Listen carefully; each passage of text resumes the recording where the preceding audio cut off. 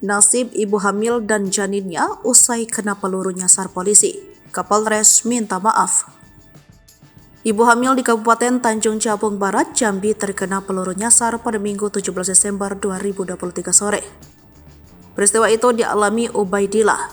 Dia terkena peluru saat polisi menangkap kurir narkoba di Kuala Tungkal, Kelurahan Tungkal 4 Kota, Kecamatan Tungkal Ilir, Tanjab Barat.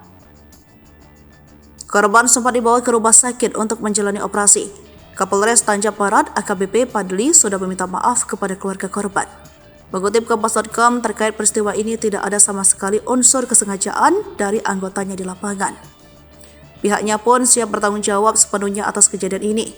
Padli mengatakan sebelum insiden tersebut polisi mulanya hendak menangkap kurir narkoba. Namun pelaku melakukan perlawanan.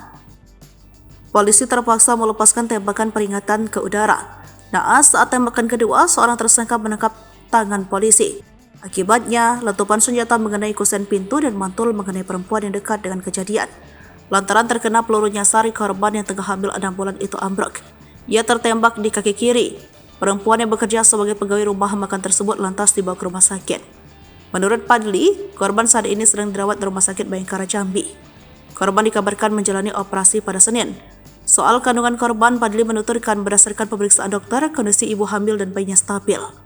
Kasus ibu hamil terkena peluru nyasar ini kini sedang diinvestigasi tim profesi dan pengamanan Kepolisian Daerah Polda Jambi.